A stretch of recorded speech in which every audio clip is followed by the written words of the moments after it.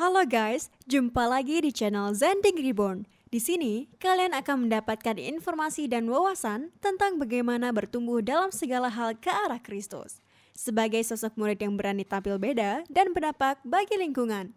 Yuk, learning together, doing together, dan growing together. Dan jangan lupa untuk klik like, comment, subscribe, dan share channel ini ke teman-teman kalian supaya bersama kita kembangkan channel ini agar bermanfaat untuk memberitakan kabar baik kepada segala suku bangsa dan dunia. Maranatha. Kali ini kita akan mengkaji tentang hidup dipimpin Roh Kudus Allah dan buah-buah roh. Siapakah Roh Kudus? Kita akan mengkaji siapakah Roh Kudus itu, apa saja pekerjaan Roh Kudus dalam hidup kita, bagaimana caranya dipimpin Roh Kudus, dan apa saja kegagalan mengikuti pimpinan Roh Kudus. Roh Kudus adalah salah satu dari 3 kewibawaan pokok Allah Tritunggal Maha Esa. Sebab ada 3 yang memberi kesaksian, di dalam sorga, Bapa, Firman, dan Roh Kudus, dan ketiganya adalah satu. Dan ada 3 yang memberi kesaksian di bumi, roh dan air dan darah, dan ketiganya adalah satu. 1 Yohanes 5 ayat 7-8. Roh Kudus dengan kata lain disebut Roh Allah, adalah kodrat ilahi yang hadir dalam kehidupan orang percaya secara nyata, yakni menolong, menghibur, dan memimpin, atau memberi berkah taufik dan hidayah. Pekerjaan Roh Kudus. 1. Roh Kudus sebagai penolong. Sebelum Yesus disalibkan, ia berjanji akan memberikan seorang penolong yang lain kepada para murid untuk menyertai mereka selama-lamanya. Dunia tidak mengenal dan tidak dapat menerima Roh Kudus, tetapi kita mengenal Roh Kudus, sebab ia menyertai kita dan diam di dalam kita. Dalam diri anak-anak Allah ada Roh Kudus, yaitu Allah sendiri. Inilah sebabnya mengapa kita disebut sebagai bait Allah, karena Roh Kudus ada di dalam kita. Dan mereka yang menghancurkan bait Allah dalam wadah tubuh anak-anak Allah akan berurusan dengan Allah kelak di hari penghakiman. Aku akan minta kepada Bapa, dan ia akan memberikan kepadamu seorang penolong yang lain, supaya ia menyertai kamu selama-lamanya, yaitu Roh kebenaran. Dunia tidak dapat menerima dia, sebab dunia tidak melihat dia dan mengenal dia. Tetapi kamu mengenal dia, sebab ia menyertai kamu dan akan diam di dalam kamu. Aku tidak akan meninggalkan kamu sebagai yatim piatu. Aku datang kembali kepadamu. Yohanes 14 ayat 16-18. Sebagai penolong yang membawa kita pada keselamatan. Pengorbanan Yesus tidak berhenti sampai di kayu salib. Bahkan sampai hari ini ia masih berkorban bagi kita. Karena dia tetap berdoa untuk kita walaupun dia sudah ada di sebelah kanan tahta Allah. Ibrani 12 ayat 2. Sebagai penolong yang kuat.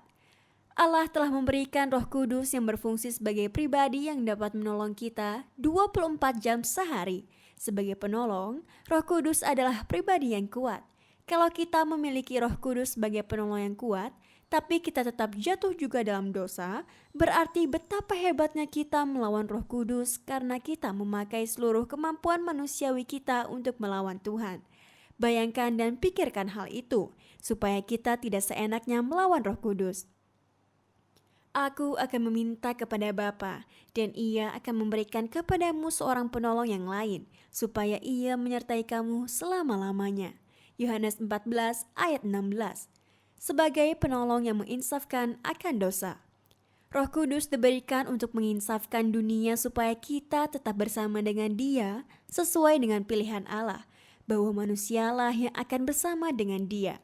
Saat kita mengulurkan tangan dan berkata, "Tolonglah saya," maka ia dengan segera menolong kita. Roh Kudus menginsafkan dunia akan penghakiman. Maksudnya adalah menyadarkan kita bahwa kuasa kegelapan, Lucifer atau iblis dan pasukannya sudah dikalahkan oleh Yesus dan dihukum selama-lamanya. Kita harus percaya adanya neraka supaya kita juga sadar bukan hanya iblis yang dimasukkan ke dalam neraka, tetapi kita juga dapat dimasukkan Tuhan ke dalam neraka kalau kita murtad dari iman kita. Dan kalau ia datang, ia akan menginsafkan dunia akan dosa, kebenaran, dan penghakiman. Yohanes 16 ayat 8. Yang kedua yaitu sebagai penghibur dan sahabat.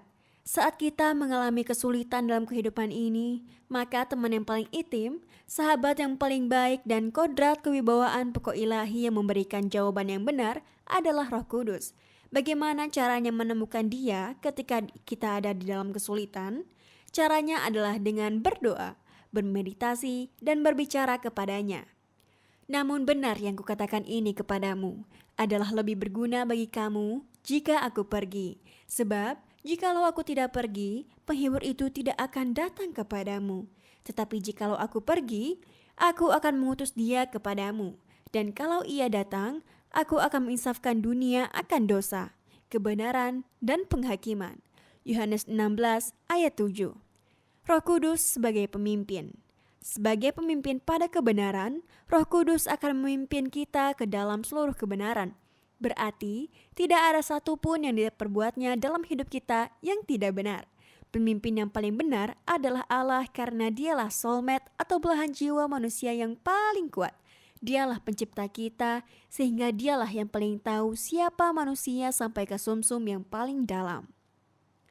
Tetapi apabila Ia datang, yaitu Roh kebenaran, Ia akan memimpin kamu ke dalam seluruh kebenaran, sebab Ia tidak akan berkata-kata dari dirinya sendiri, tetapi segala sesuatu yang didengarnya itulah yang akan dikatakannya, dan Ia akan memberitakan kepadamu hal-hal yang akan datang.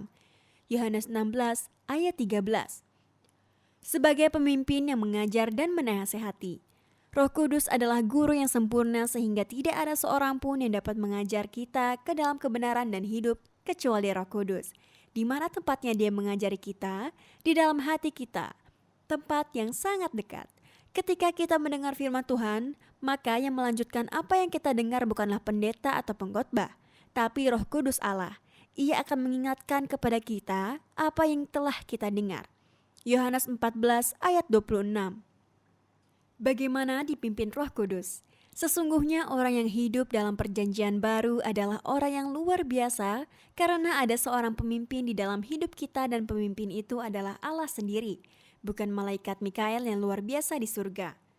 Satu hal yang luar biasa karena yang ditetapkan Allah untuk memimpin kita bukan malaikat-malaikat. Bayangkan bagaimana sayangnya Allah kepada manusia. Ia tidak memakai asisten untuk memimpin kita, Ia turun tangan sendiri. Sama seperti dokter bedah yang sulit untuk digantikan fungsinya dalam pekerjaan dengan orang lain, di mana proses bedah di ruang operasi kepada pasien tidak dapat didelegasikan kepada orang lain, atau kepada suster yang ada di ruang operasi itu. Maka, para hamba Tuhan itu dapat diibaratkan dengan susternya Allah. Jadi, kalaupun kita juga kelak melayani Tuhan, melayani orang sakit, menumpangkan tangan atas orang sakit, dan berdoa bagi orang sakit, kita hanyalah suplemen, tangan kanannya Allah, bukan Allah yang Maha Esa.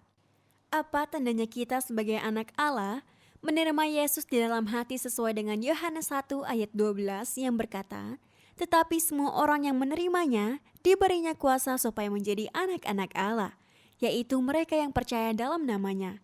Ya, benar, itu sebagai tanda statis kita sebagai anak Allah. Tetapi apa yang merupakan tanda dinamis atau tanda-tanda yang kelihatan yang bisa dibaca orang kalau kita adalah anak Allah? Jawabannya adalah apabila kita dipimpin Roh Allah. Sebab dengan kita dipimpin Roh Allah, maka buah-buah Roh akan nyata bagi orang di sekitar kita. Semua orang yang dipimpin Roh Allah adalah anak Allah. Sebab kamu tidak menerima roh perbudakan yang membuat kamu menjadi takut lagi. Tetapi kamu telah menerima Roh yang menjadikan kamu anak Allah. Oleh Roh itu kita berseteru, ya Aba, ya Bapa. Roh itu bersaksi bersama-sama dengan roh kita bahwa kita adalah anak-anak Allah. Roma 8 ayat 14-16. Karena kepada kita Allah telah menyatakannya oleh Roh, sebab Roh menyelidiki segala sesuatu, bahkan hal-hal yang tersembunyi dalam diri Allah. Siapa gerangan di antara manusia yang tahu apa yang terdapat di dalam diri manusia selain roh manusia sendiri yang ada di dalam dia? Demikian pula lah tidak ada orang yang tahu apa yang terdapat dalam diri Allah selain roh Allah. Kita tidak menerima roh dunia, tetapi roh yang berasal dari Allah, supaya kita tahu apa yang dikaruniakan Allah kepada kita. 1 Korintus 2 ayat 10-12. Hal yang paling mudah untuk menemukan pimpinan Roh Kudus dalam hidup kita adalah dengan semakin mengenal Dia. Jika kita semakin kenal dengan seseorang, sering berkomunikasi dengan seseorang, maka kita akan mengenali suaranya. Begitu mendengar seorang tersebut, kita langsung mengetahui siapakah dia. Begitu pula dengan Roh Kudus. Semakin kita mengenal Dia, maka jika Dia berbicara kepada kita, kita akan tahu. Berikut ini adalah cara-cara yang dapat kita lakukan. Yang pertama, merenungkan firman Tuhan. Baca Yosua 1 ayat 8. Lalu, mempraktekkan firman Tuhan. Baca juga Yakobus 1 ayat 22.